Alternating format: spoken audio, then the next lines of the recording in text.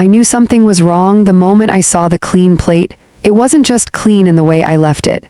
It was used, washed, and placed back as if it had never been touched.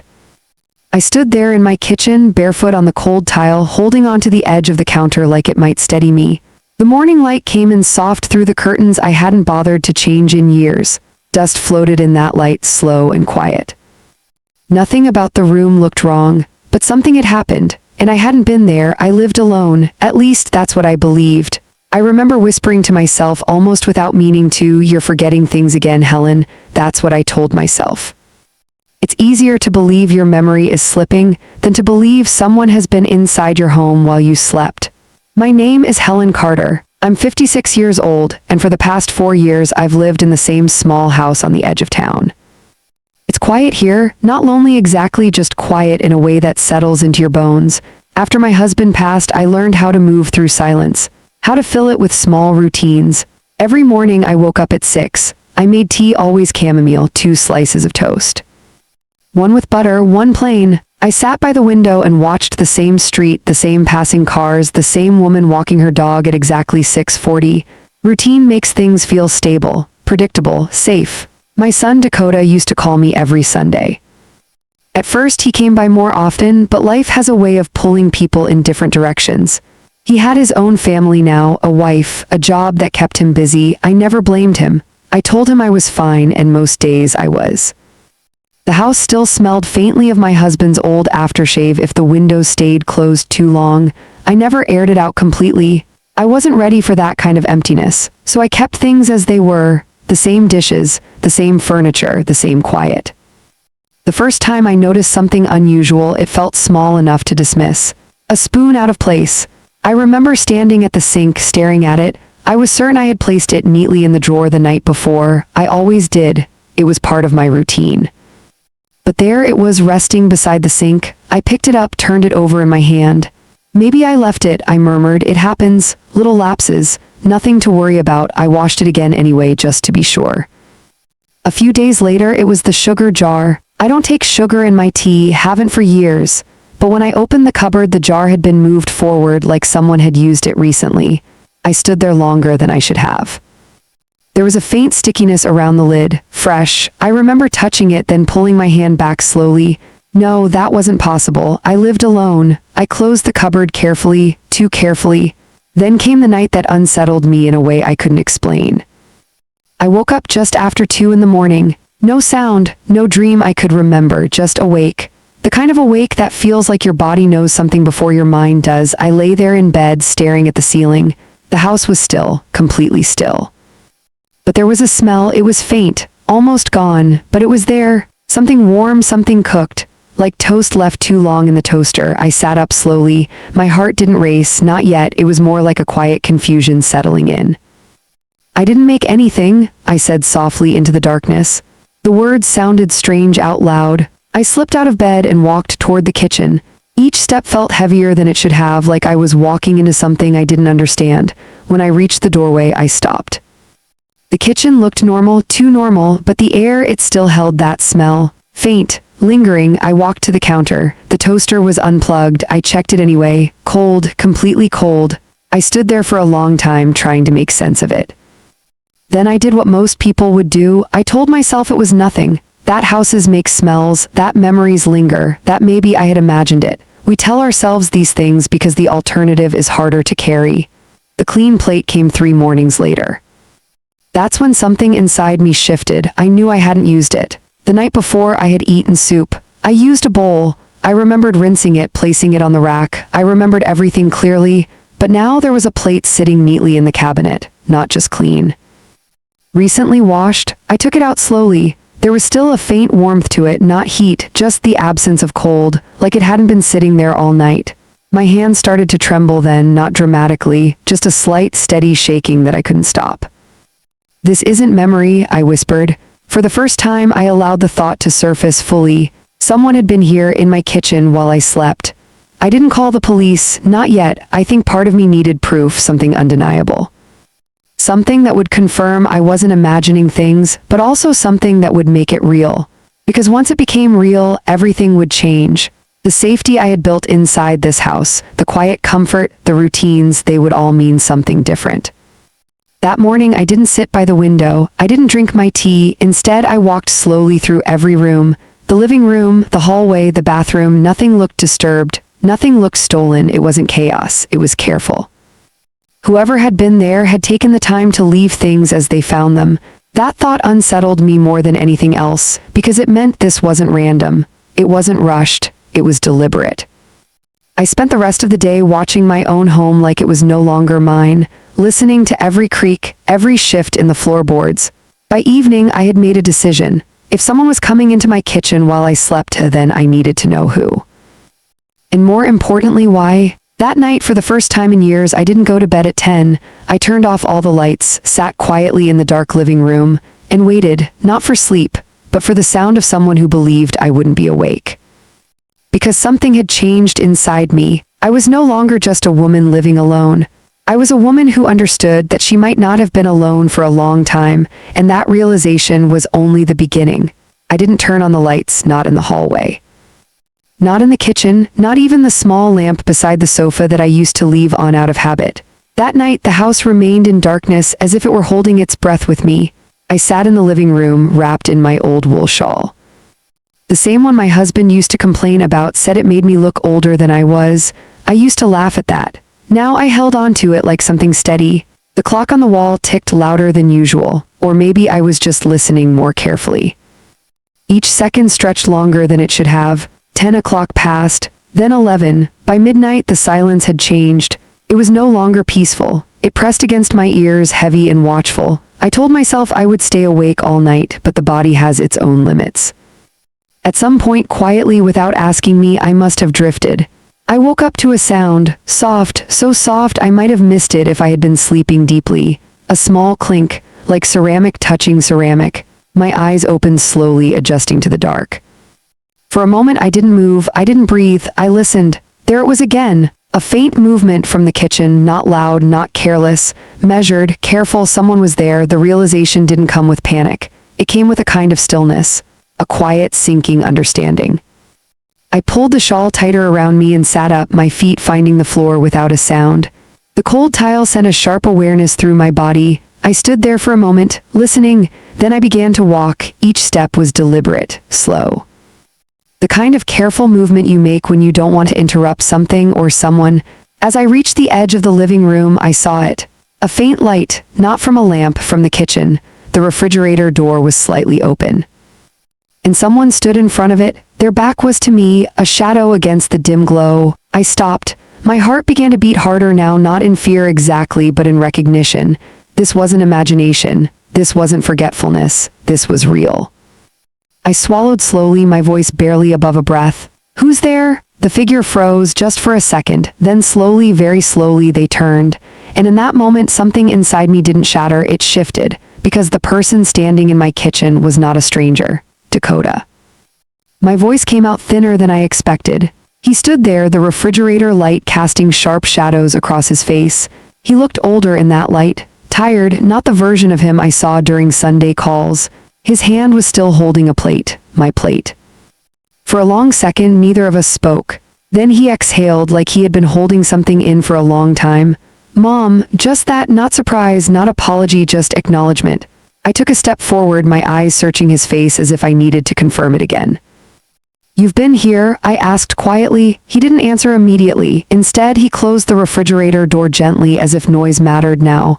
The kitchen fell into darkness again, except for the faint streetlight coming through the window. "Yes," he said finally. The word landed softly, but it carried weight. "How long?" I asked. He looked down at the plate in his hand, then back at me. "A few weeks. A few weeks." I felt that number settle somewhere deep inside me, not sharp, not explosive, just heavy. "You've been coming into my house at night," I said. There was no accusation in my voice, only confusion. Dakota nodded once. "I didn't want to wake you." That answer didn't make sense, not fully, not yet. "Why?" I asked. The question lingered between us. He set the plate down on the counter slowly, as if buying time. Then he rubbed the back of his neck, the same gesture he used to make as a teenager when he didn't know how to explain something. I needed somewhere to go," he said. His voice was low. Careful, I took another step closer. You have a home, I said gently. You have your wife. At that, something flickered across his face. Not anger, not exactly, something more complicated. It's not that simple, he replied. I watched him closely then, really watched him. The way his shoulders were slightly hunched, the way his eyes avoided mine, the faint stubble on his chin like he hadn't been taking care of himself properly. This wasn't just about a place to eat. This was something else. Dakota, I said softly, you've been sneaking into my kitchen while I sleep. I let the words settle. They're not small things, I added. He nodded slowly. I know. Silence filled the space between us again, not empty, just waiting. He sat down at the kitchen table without asking, like he used to. I remained standing for a moment, then slowly took the chair across from him. For the first time, I noticed what he had made. Toast, slightly burnt, the same smell that had woken me nights ago. I looked at it for a long moment, then back at him. You've been cooking here, I said. Yes. And cleaning everything after. Yes. Why not just tell me? That question seemed to reach him. His shoulders dropped slightly. I didn't want you to worry. I almost smiled at that, not because it was funny, but because it was familiar. He had always been like that, even as a child, hiding things he thought might upset me, but this wasn't a scraped knee or a bad grade. This was something bigger. You think finding you in my kitchen at 2 in the morning is less worrying? I asked quietly. He looked down at his hands. No, another silence. Then I asked the question that had been sitting just beneath everything else. Are you okay? He didn't answer right away. Instead, he reached for the edge of the table, tracing a small crack in the wood that had been there for years. When he finally spoke, his voice was softer. Not really. That was the first honest thing he had said. And I felt it not as a shock, but as something that made everything else begin to make sense. Over the next hour, he told me pieces, not everything, just enough to outline the shape of what was happening. Work had been unstable, long hours, less pay. Tension at home, arguments that started small and grew into something neither he nor his wife seemed to know how to stop. I didn't want to bring it here, he said at one point. I didn't want to sit in this house and fill it with that. I understood what he meant. Some houses hold peace, and once you disturb that, it changes something. So instead, I said, you came when I wasn't awake. He nodded. I just needed a place where things were quiet again. That word, quiet. I had built my life around it, and somehow, without me knowing, he had been using it to survive his own. But why not tell me? I asked again, more gently this time. He hesitated. Then he said something that stayed with me longer than anything else that night. Because you finally looked okay? I didn't speak. I didn't want to take that away from you, he added. There it was. The reason, not secrecy, not deception, protection, misguided but sincere. He thought he was preserving something for me, peace, independence, maybe even dignity, and in doing so, he had created something else entirely, distance. We sat there for a long time after that, no more questions, no more explanations. Just the quiet sound of the clock in the other room and the soft hum of the refrigerator. Finally, I stood up. You don't need to come at night, I said. He looked up at me. You can come during the day. He didn't respond immediately. I could see the hesitation, the uncertainty. Or, I added softly, you can just knock.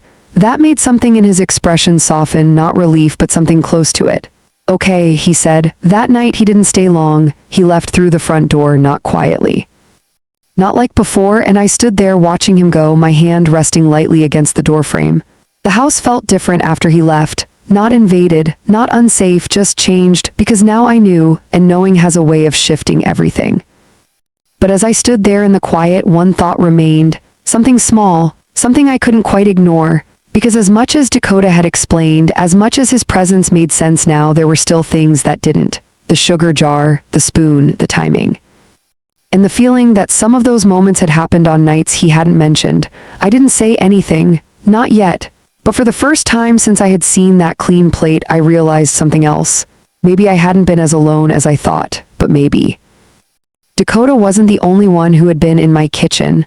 I didn't sleep much after that night, not because I was afraid, but because my mind refused to settle into anything simple. Dakota's presence explained something, but not everything.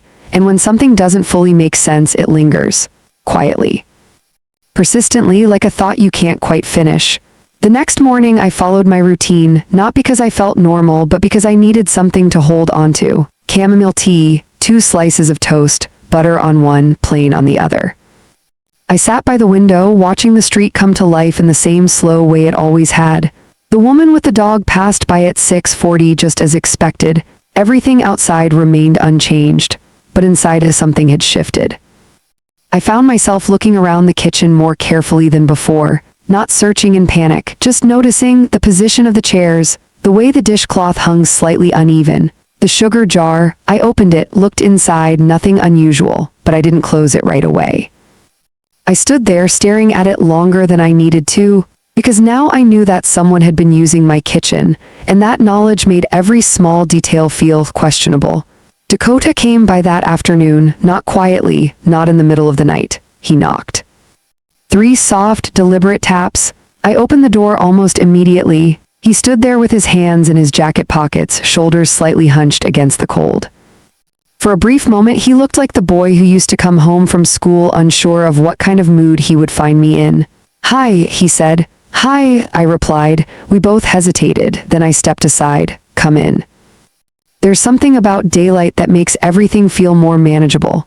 The same kitchen that had felt uncertain in the dark now looked familiar again. Safe, even. Dakota sat at the table while I made tea. I offered him a cup without asking. He accepted it with a small nod. "Thank you." We didn't rush into conversation. We let the quiet sit between us the way it used to when he was younger, comfortable, not forced.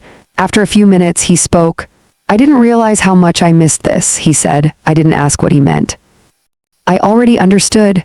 Over the next few days, a new pattern formed. He began to visit in the afternoons. Sometimes he stayed for an hour, sometimes longer. We didn't always talk about his problems. Sometimes we just sat, shared a meal, watched the light shift through the windows.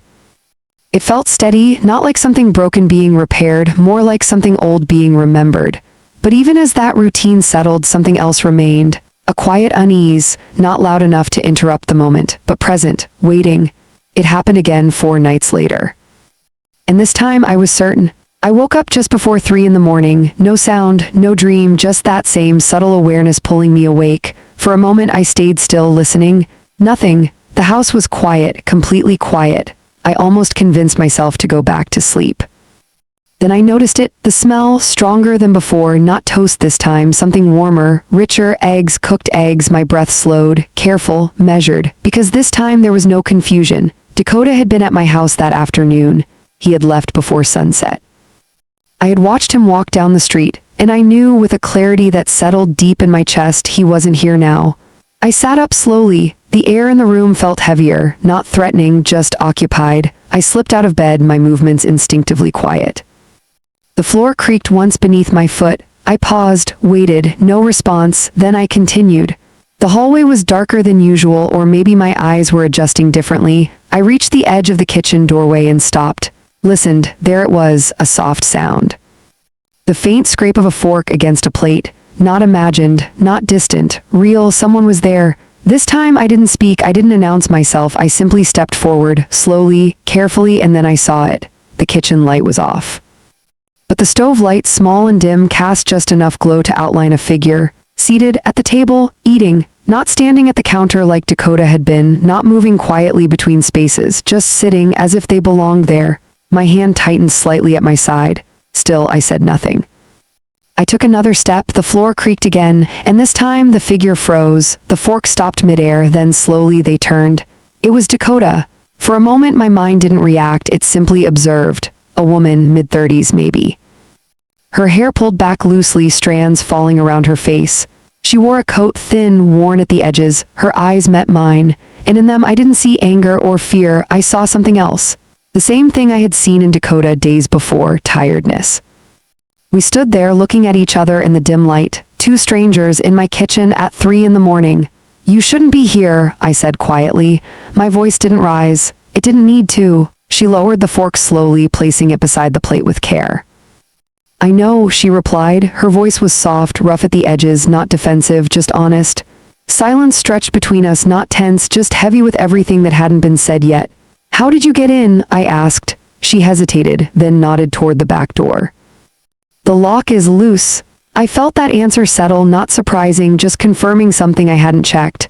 I took another step forward. "You've been here before," I said. It wasn't a question. She nodded. "A few times." A few times, the same words Dakota had used. Different meaning, different weight. Why? I asked. She looked down at the plate for a moment, then back at me. I didn't think anyone would notice. That wasn't an answer, not really. Why? I repeated more gently this time. She exhaled slowly. Like she had been holding something in. I needed somewhere warm, she said. Her eyes flickered briefly toward the stove. And quiet. That word again, quiet. It seemed my home had become that for more than just me. I studied her then, not as an intruder, but as a person. Her coat was too thin for the weather, her hands slightly red from the cold. There was no bag, no sign of theft, just a plate, a fork, and the remains of a simple meal. You could have taken things, I said. She shook her head quickly. I didn't want to. Then why not knock? At that, something in her expression changed. Not guilt, not exactly, something closer to shame. Because people don't always open doors, she said. The sentence was simple, but it carried more than just words. We stood there in silence again, and I realized something. This situation, it wasn't what I had imagined in those first moments of fear. There was no threat, no violence, just need, misplaced, uninvited, but real. Still, it was my home, my space, and that mattered. You can't keep coming here, I said. My voice was steady, clear. She nodded. I know, but she didn't move, not yet. I stepped closer to the table, close enough to see the details I had missed from the doorway, the eggs slightly overcooked. The plate, one of mine, cleaned, reused, carefully handled. You cleaned everything, I said. She gave a small nod. I didn't want to leave a mess. That detail, it stayed with me because it meant something, not entitlement, not carelessness, but a strange kind of respect in the wrong place. What's your name? I asked. She hesitated, then answered. Aurora. I nodded once. Helen. She already knew, I realized, or maybe she didn't. It didn't matter. Neither of us spoke for a while. The moment stretched, balanced between what was right and what was human. And somewhere in that quiet space, I understood something I hadn't expected. This wasn't just about someone using my kitchen. It wasn't even just about Dakota. It was about something else entirely. About how many people can exist close to each other and still feel alone enough to cross lines they never thought they would. But understanding something doesn't mean you know what to do next. I looked at her, at Aurora, at the plate in front of her, at the door behind her, and I realized the next choice I made would change more than just my own life. I didn't raise my voice. I didn't tell her to leave immediately. And later, when I thought back to that moment, I realized it wasn't because I didn't know what to do. It was because I understood more than I wanted to admit. Finish eating, I said quietly. The words surprised even me. Aurora looked up, her eyes searching my face as if she expected me to take it back. I won't call anyone, I added. Not tonight. Her shoulders lowered slightly, not in relief but in something gentler, something cautious. Thank you, she said. I nodded once, then stepped back toward the counter, giving her space, not turning my back completely, but not standing over her either. We remained like that for a few minutes. She ate slowly, carefully, as if every movement mattered. The sound of the fork against the plate was soft, almost respectful, and I stood there watching the small details, the way she paused between bites, the way she glanced at the door once, twice, ready to leave at the first sign of danger. Where do you stay? I asked after a while. She didn't answer right away, then she said, where I can. That wasn't a place, it was a condition. I understood that too. When she finished, she stood up immediately, picked up the plate, walked to the sink. I watched as she washed it thoroughly, the way someone does when they're trying not to be noticed. Not a single drop left behind, not a sound louder than necessary. You've done this before, I said. She nodded. I try to leave everything the same. I believed her. That was the unsettling part. She had been here and I had felt it without ever seeing her. When she turned back to face me, her hands were still slightly damp. I'll go now, she said. There was no resistance in her voice, no attempt to stay, just acceptance. I looked at the back door, then at her. You said the lock is loose. She hesitated, then nodded. I didn't break anything, she added quickly. It just opens if you push it right. That detail settled into my mind, a small failure, one I had overlooked. One that had allowed all of this to happen. I walked past her slowly and tested the door myself. She was right. With a certain pressure, it gave way, not loudly, not obviously, just enough. I stood there for a moment, my hand resting against the handle. Then I closed it again. When I turned back, she was waiting, still respectful, as if she understood that this moment was no longer about her presence but my decision. You can't come in like this again, I said. She nodded immediately. I won't. You say that, I replied, but you came more than once. That made her pause, not defensively, just honestly. I didn't think I'd get caught, she said, the truth plain and simple. I appreciated that more than excuses. I took a breath. Then I said something I hadn't planned. If you need food, you can come during the day. Her eyes lifted slightly, surprised. I don't always answer the door, I added, but if I'm home, I will. She didn't respond immediately. I could see her weighing it. Trust is a complicated thing when you've lived without it for too long. I don't want to cause problems, she said finally. You already have, I replied, gently but firmly. That made her lower her gaze. But that doesn't mean we can't choose what happens next, I continued. She nodded slowly. Okay. I stepped aside, giving her a clear path to the door. This time she didn't hesitate. She walked past me, her steps quiet but no longer hidden. When she reached the threshold, she paused. Thank you for not shouting, she said. I didn't answer right away. Then I said, just don't make me regret it. She gave a small nod and then she was gone. The house felt different after that, not disturbed, not unsafe, just aware, as if the walls themselves had witnessed something they didn't quite understand. I didn't go back to bed immediately. Instead, I sat at the kitchen table, the same table where Dakota had sat, where Aurora had just eaten, and I looked around, at the cupboards, the sink, the stove. This space, my space, had quietly become something else. A place people came to when they had nowhere else to go, and somehow I hadn't known. Morning came slowly. I didn't follow my routine that day. I made tea, but I didn't drink it right away. I stood by the window, watching the street, but my mind wasn't there. It was still in the kitchen, still replaying the night. By the time Dakota arrived that afternoon, I had made a decision, not fully formed, but enough. He knocked like before. I opened the door. He smiled slightly. You're up early, he said. I didn't sleep much, I replied. He stepped inside, glancing around as if checking for something out of place. There wasn't anything to see. That was the strange part. Everything looked exactly as it should. We sat at the table again. The same positions, the same quiet, but this time I didn't wait.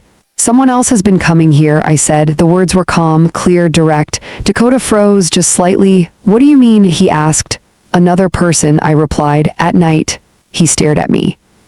Confusion first, then something else. Concern. That's not possible, he said. It is, I replied. I saw her. The silence that followed was heavier than any we had shared before.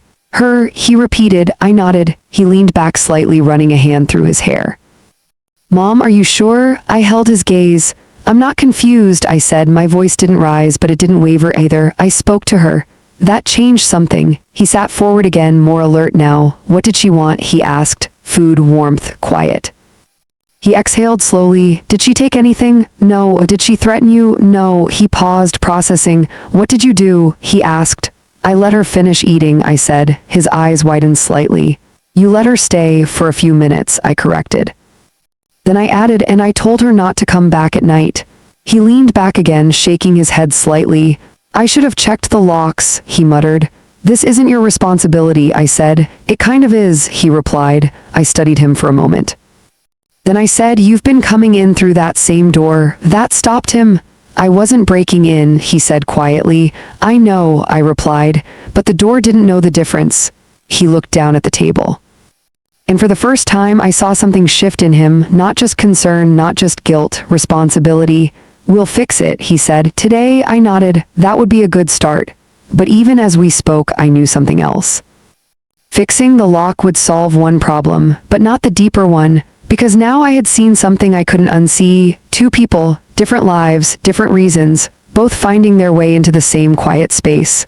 And the question that stayed with me wasn't just how to keep them out, it was what it meant that they had come at all. That evening, Dakota stayed longer than usual. He fixed the lock, checked the windows, tested everything twice. By the time he finished, the house was secure again. Or at least it appeared that way. Before he left, he paused at the door. If she comes back, he began. I looked at him. She won't, I said. I wasn't sure if that was true, but I needed it to be.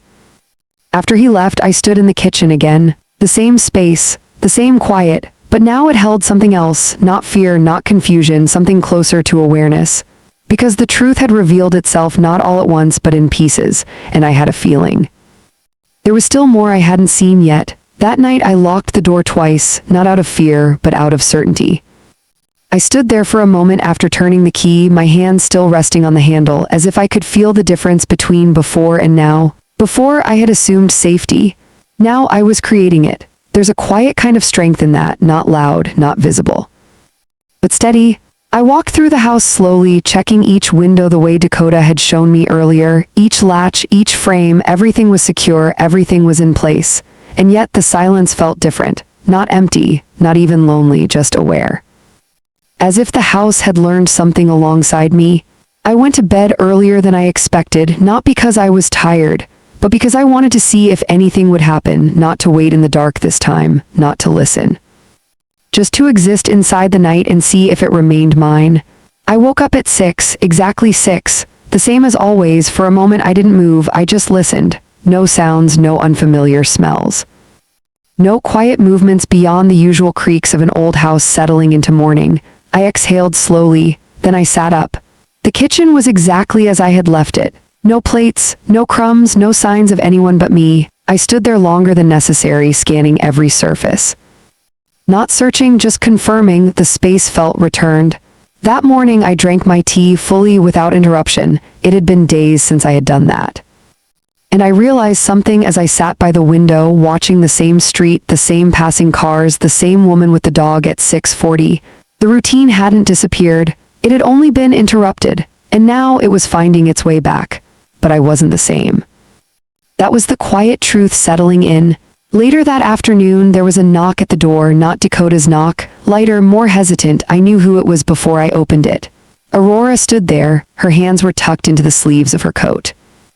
Her posture slightly withdrawn, as if she had already prepared herself to be turned away. I came during the day, she said. Her voice was careful, measured, like someone stepping onto unfamiliar ground. I nodded once. I see that. We stood there for a moment, neither of us moving. Then I stepped aside. Come in.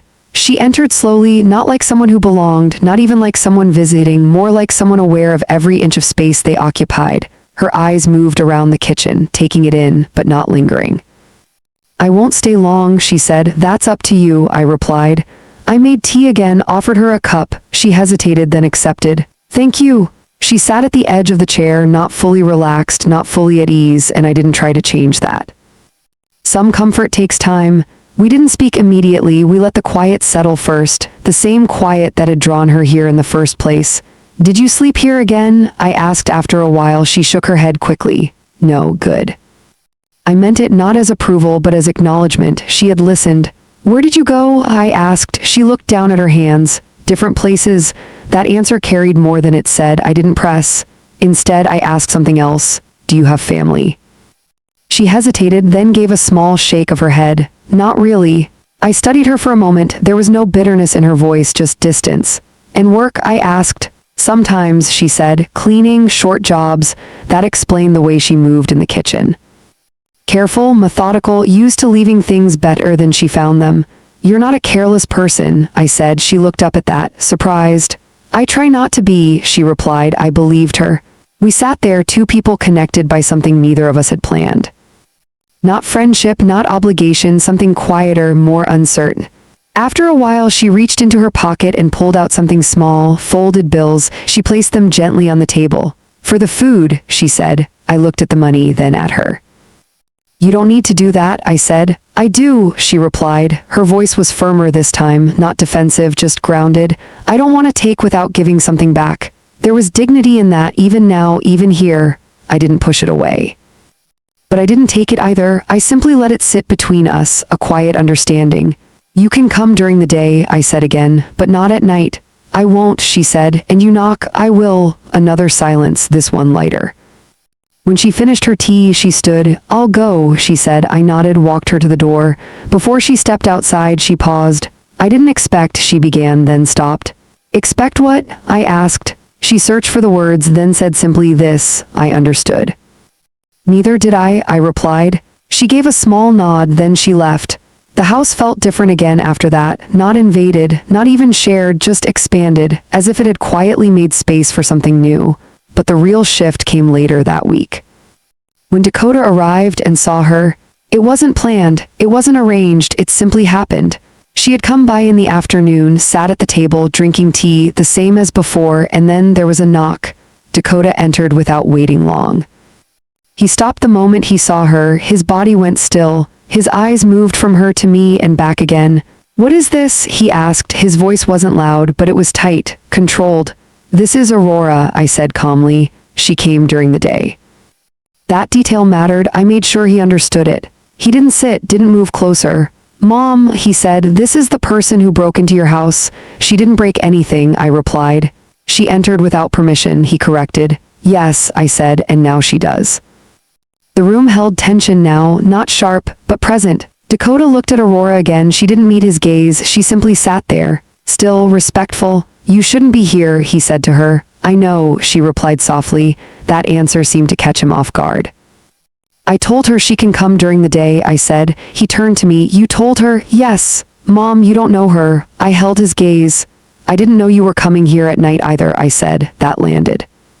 The silence that followed wasn't comfortable, but it was honest. "I'm not saying she stays," I added. "I'm saying she knocks." Dakota ran a hand through his hair, frustration, concern, something else underneath. "You're being too trusting," he said. "Or maybe," I replied quietly, "I'm choosing how I want to live." That stopped him, because this wasn't just about Aurora, and it wasn't just about safety, it was about something deeper, something neither of us had said out loud yet.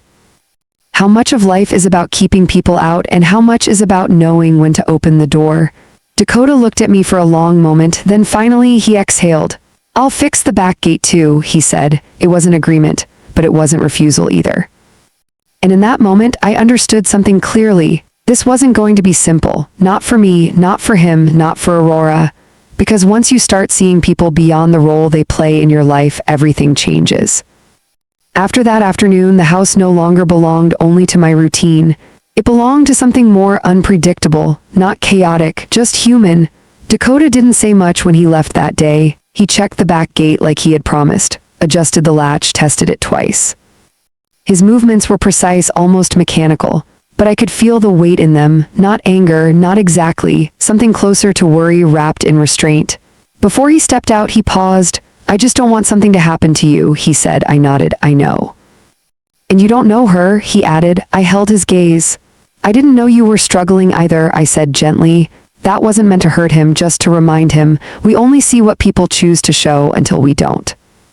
He looked at me for a long moment, then he gave a small nod, not agreement, but understanding, and then he left. The quiet that followed felt different again, not heavy, not uncertain, just full, as if the house had begun holding more than one life at a time. Aurora didn't come the next day or the day after. I didn't expect her to. Trust doesn't settle in that quickly, and neither does comfort. But on the third day there was a knock, the same light, hesitant rhythm. I opened the door. She stood there, her coat wrapped tighter than before. It had gotten colder. "You said I could come during the day," she said. "I did," I replied, and I stepped aside. This time she moved a little more easily, not like she belonged, but like she wasn't afraid of taking up space. That was different, small but important. "I brought something," she said, reaching into her bag. She placed a small container on the table. I opened it. Rice, vegetables, simple but carefully made. "You didn't have to," I said. "I wanted to," she replied. There was no hesitation in her voice this time, just quiet intention. "We ate together, not as strangers, not as family, something in between." "Where did you learn to cook like this?" I asked. "My mother," she said. The word came out softer than the rest. I noticed that. "You don't talk about her much," I said. She shook her head. "She's not around anymore." There was no need to ask more. Some absences explained themselves. In the days that followed, a pattern formed. Not a routine like the one I had before, something looser, more flexible. Aurora came by occasionally, always during the day, always knocking. Sometimes she brought food, sometimes she didn't. Sometimes we talked, sometimes we didn't. And Dakota, he continued to visit too, but differently now, more frequently. More present. At first the tension between them remained, subtle, unspoken, but there. Dakota would arrive, see her sitting at the table and pause just for a moment. Then he would step inside, acknowledge her with a nod, nothing more. Aurora, in return, kept her distance. Not avoiding him, but not engaging either. She understood something without being told, that this wasn't her space. Not fully. I didn't force conversation between them. I didn't try to bridge anything, because some connections need to form on their own or not at all. But something shifted one afternoon, small, almost unnoticeable. Dakota came in while Aurora was washing dishes. I was sitting at the table. He watched her for a moment, then he said, "You don't have to do that." She paused, looked at him. "I know," she said. "But I don't mind." That was it, just a simple exchange, but it carried something new, acknowledgement. He nodded once and sat down. From that day the tension softened, not completely, but enough. They began to exist in the same space without resistance. Sometimes even sharing a few words, short, practical, but real, and I watched, not as someone in control, but as someone witnessing something unfold. Because what had started as intrusion had become something else. Not quite connection, not quite belonging, but something moving in that direction. Of course, not everyone saw it that way. The shift became visible the day my daughter-in-law came by, unannounced. Her name is Rachel, and she has always been observant, sharp in ways that aren't always kind. She stepped into the house with her usual composed smile. "Hi, Helen," she said, then she stopped. Her eyes moved to the kitchen, to Aurora standing by the counter. The smile faded just slightly, but enough. "Who is this?" she asked. Her tone wasn't loud, but it carried something underneath, something controlled. "This is Aurora," I said calmly. "She's a friend." The words settled in the room, heavier than I expected. Rachel looked at Dakota, then back at me. "A friend?" she repeated. "Yes." Aurora stepped back slightly, not retreating, just making space. Rachel's expression tightened. "I didn't know you were inviting people over like this." The way she said it, it wasn't a question, it was judgment. "I am," I replied, simple, direct. She crossed her arms. "Do you know her?" I met her gaze. "Yes." "How well?" "Well enough." That answer didn't satisfy her, I could see it. "Dakota," she said, turning to him, "you're okay with this?" He hesitated, just for a second, then he said, "It's Mom's house." That wasn't agreement, but it wasn't opposition either. Rachel exhaled slowly. "The kind of breath that carries more than air." "This doesn't seem safe," she said. "I appreciate your concern," I replied, "but I've made my decision." The room fell into a quiet tension, not loud, but sharp. Aurora spoke then, for the first time since Rachel arrived. "I can leave," she said. Her voice was calm, no resentment, no defensiveness, just readiness. I looked at her, then back at Rachel. "You don't need to leave," I said. That was the moment everything shifted. Because this was no longer about safety or misunderstanding. It was about something deeper, control, trust, choice. Rachel's expression hardened. "This is inappropriate," she said. The word hung in the air, heavy, judging. I stood up slowly, not abruptly, not aggressively, just clearly. "This is my home," I said. My voice remained calm, steady. "But it is not a place where people are dismissed without reason." Rachel didn't respond immediately. She simply looked at me, as if trying to understand something that no longer fit her expectations. "Let's go, Dakota," she said finally. He didn't move right away. That hesitation. It spoke louder than anything else. "I'll come by later," he said to me, not to her. Rachel turned toward the door. Her silence now carried something sharper than words, and then she left. The house grew quiet again, but not the same quiet as before. This one held consequence. Aurora looked at me. "You didn't have to do that," she said. "I know," I replied, "but I chose to. Because in that moment I understood something clearly. Kindness is not always easy, and it is not always approved. But it is still a choice, and sometimes choosing it changes more than just one life." After Rachel left, the house didn't return to quiet right away. It held onto something, a tension that lingered in the air like a conversation that hadn't fully ended. I stood by the table for a moment, my hand resting lightly against the chair, feeling the weight of what had just happened settle into place. Aurora remained near the counter, still, careful, as if unsure whether she was still welcome even after I had said she was. "You can sit," I told her gently. She hesitated, then nodded and returned to the chair, the same one she had been using for days now, not claimed, but familiar. "I didn't mean to cause trouble," she said after a while. Her voice was quiet, measured. "I know," I replied, "and you didn't." She looked at me then, searching for something in my expression, maybe reassurance, maybe permission. What she found, I hoped, was steadiness. That evening after she left, I didn't turn on the television. I didn't reach for distraction. I sat in the living room, letting the silence return on its own terms, because I understood something now that I hadn't before. Silence is not always peace, and noise is not always disruption. Sometimes what changes us most are the quiet moments that ask us to decide who we are. Dakota came by later that night. Alone, he didn't knock this time. He opened the door slowly like he used to when he lived here. "Mom," he called softly. "In here," I replied. He stepped into the living room and sat down across from me. For a moment, neither of us spoke. Then he exhaled. "She's upset," he said. "I figured," I replied. He leaned forward, resting his elbows on his knees. "She thinks you're being taken advantage of." I nodded. "That's one way to see it." "And your way?" he asked. I looked at him. "My way is that I'm choosing what kind of person I want to be in my own home." He held my gaze, not arguing, not agreeing, just listening. "I was angry at first," he admitted. "About Aurora, I know, but I've been thinking," he continued, "about what you said." I didn't interrupt. I let him find his words. "I came here at night," he said slowly, "without telling you." "Yes, I told myself it was different," he added. "But it wasn't that different."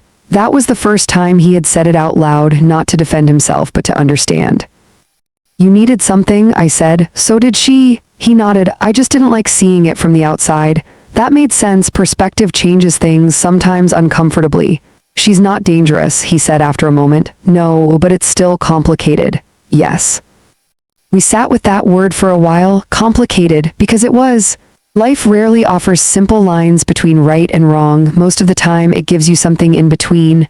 "What are you going to do?" he asked. I considered that, not quickly, not lightly. "I'm not going to turn her away," I said, "but I'm not going to pretend this is something it's not." He waited. "She's not family," I continued, "but she's also not nothing." That seemed to settle something in him, not resolve, but clarity. "I can respect that," he said, and I believed him. Over the next few weeks, things found a rhythm, not perfect, not without tension, but steady. Rachel didn't visit, not at first. I didn't expect her to. Some people need distance before they can understand something that challenges their view of the world. Dakota came more often, sometimes alone, sometimes with quiet updates about his life that he hadn't shared before: work, stress, small things, real things, and Aurora. She continued to come during the day, always knocking, always respectful. But something had changed, not just in her, in all of us. She began staying a little longer, not out of need, but out of comfort. She spoke more, shared pieces of her life, not everything. "Just enough. I used to have a place," she told me one afternoon. We were sitting by the window, the same spot where I had spent so many mornings alone. "It didn't last," she added. I didn't ask why. I didn't need to. Life doesn't always hold things together the way we expect. Dakota listened quietly that day. He didn't interrupt, didn't question, just listened. And that was the moment I noticed the final shift, not in the house, not in the routine, but in the space between people. Because what had once been suspicion had become understanding, slowly, carefully, without anyone forcing it. Rachel returned on a Sunday, unexpected, but not unwelcome. She stood at the door longer than usual before knocking. I could see her through the window, still thinking. When I opened the door, she looked at me differently, not softer, but less certain. "Can I come in?" she asked. "Yes," I replied. She stepped inside. Her eyes moved through the house, taking in the details, looking for something. Or maybe reassessing what she thought she already knew. Aurora was there, sitting at the table, Dakota beside her, not close, but not distant either. Rachel paused just for a moment, then she stepped forward. "This is different," she said, not accusing, just observing. "Yes," I replied, "it is." She looked at Aurora, then at Dakota, then back at me. "I may not understand it," she said slowly, "but I see that you do." That was enough, not agreement, but recognition. Aurora stood up. "I can go," she said again. The same words, but this time they felt different, less like retreat, more like respect. Rachel shook her head slightly. "No," she said, "you don't have to." That surprised all of us, including her, I think. We didn't turn it into something bigger than it was. We didn't force conversation, we simply allowed the moment to exist. And that was when I understood the final piece of it all.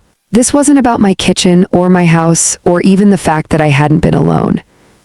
It was about what happens when lives overlap in unexpected ways, when people carry quiet struggles that no one sees, when the line between stranger and familiar begins to blur. And most importantly, what we choose to do in that space. Because I could have locked the door, closed everything off, returned to the safety of my routine, and part of me would have been justified.